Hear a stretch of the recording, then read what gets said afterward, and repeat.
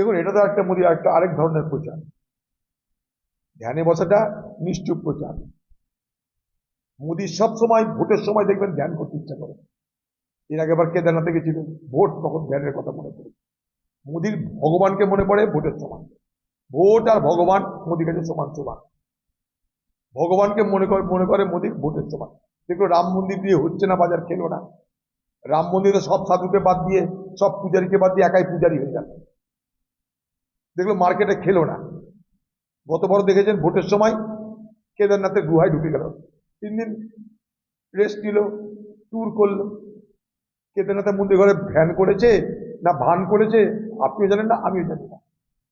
আবার মোদী বিবেকানন্দ রকে ধ্যান করতে যাচ্ছে, সেটা ধ্যান না ভান আমরা জানি না। এই বিবেকানন্দের সঙ্গে মোদীকে তুলনা করে বিজেপির নেতারা। তার জন্য আমি প্রতিবাদ করেছিলাম পার্লামেন্টে। তার জন্য আমাকে সেখানটা গালাগালি শুনতে হয়েছে এই বিজেপি নেতাদের কাছে। তারা বলে নরেন্দ্র মোদী আর নরেন্দ্র চন্দ্র, দুজনের নামই নরেন্দ্র। স্বামী বিবেকানন্দ নরেন্দ্রনাথ দত্ত, মোদীর নাম নরেন্দ্র মোদী। বিজেপি নেতা তুলনা করে নরেন্দ্র মোদী আর স্বামী বিবেকানন্দ এক, দুটোই নরেন্দ্র। তার বিরুদ্ধে প্রতিবাদ করেছিলাম আমি পার্লামেন্টে দাঁড়িয়ে। আজকে সেই নরেন্দ্রনাথ দত্তের নামে যে বিবেকানন্দ রথ, সেখানটা মোদীকে ঠেক নিতে হচ্ছে। এটা ধ্যান না, এটা আরেকটা ভান, এটা আরেকটা ভণ্ডামি। অর্থাৎ ভোট শেষ হয়ে গেলেও ভোটের দিন পর্যন্ত যেন মোদীর ছবি মানুষের কাছে জল করে, এই দেখো মোদী ধ্যানে চলে গেল। তার মানে কি মোদী প্রচারে থাকবে, অর্থাৎ প্রচার শেষ না হলেও মোদী প্রচারে থাকবে। তাই তার ভগবানকে মনে করবে। ভোট এসছে, ভোট হলে মোদী ভগবানকে মনে করে। আর ভোট হয়ে যাওয়ার পর মোদী নিজেই ভগবান হয়ে যাবে। মোদী তো বলছে ওই নাকি ভগবানের ডাইরেক্ট লোক, ভগবান তাকে পাঠিয়েছে। তো যখন ভগবান পাঠিয়েছে ধ্যান ধ্যান, তোমাকে এত তোমার ধ্যান করার দরকার কি আছে? লোকে তো তোমাকে মূর্তি করে ধ্যান করবে তোমার দর্শন পাওয়ার জন্য।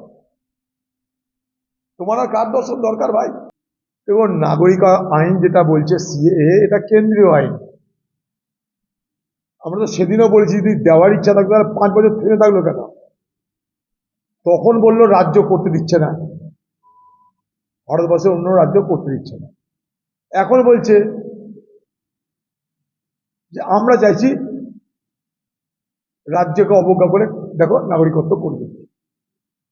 তো এতই যদি তোমাদের সততা থাকতো, সৎ ইচ্ছা থাকতো, তাহলে 5 বছর তোমাদেরকে অপেক্ষা করতে কে বলেছিল?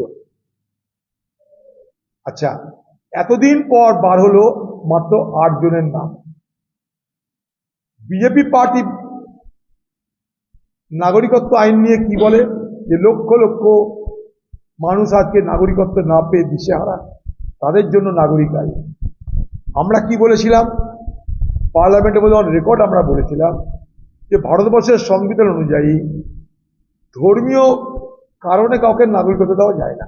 তো সেইটুকুই কথা বলে, ধর্মীয় কারণে নাগরিকত্ব দেওয়া যায় না। তার মানে এটা নয় যে আমরা কখনো কারোর নাগরিকত্বের বিরোধিতা করেছি। বিষয়টা এইভাবে যদি দেখানোর চেষ্টা করে বিজেপি, আমি জানি না তৃণমূল পার্টির বক্তব্য, কংগ্রেস পার্টির কথা বক্তব্য যাবে। আমরা যেটা বলেছিলাম সেটা যে টার্গেটেড লেজিসলেশন, অর্থাৎ ধর্মীয় কারণে নাগরিকত্ব দিলে ভারতবর্ষের সংবিধানকে লঘু করা হয়। অত্যাচারীদের যে কোনো মানুষকে দিতে পারেন, কোনো অসুবিধা নাই, সেটা রাজ্য সরকারের ব্যাপার, কেন্দ্রের ব্যাপার। আচ্ছা, কিন্তু আজকে 5 বছর তাকে অপেক্ষা করতে হলো কেন? আর ঠিক লোকসভা ভোটের ঠিক আগে তাকে বার করতে হলো কেন? আরো কথা, ঠিক পশ্চিমবঙ্গের শেষ দফা নির্বাচনের আগে তাকে প্রকাশ করতে হলো কেন? আরো কথা, নির্বাচনের শেষ দফার সময় যে সমস্ত এলাকায় মতুয়া সম্প্রদায় বাস করে, ঠিক সেখানেই নির্বাচন শেষ পর্যায়ে। আর ঠিক তার আগেই এই 8 জনের নাম বার করে কাকে খুশি করে কাকে বোকা বানাতে চাইছে বাংলা মানুষ সহজেই বুঝতে পারছে। যদি সৎ ইচ্ছা থাকতো, সততা থাকতো, তাহলে 5 বছর তারা অপেক্ষা করলো কেন? এর জবাবটা আগে আমাদের দিতে।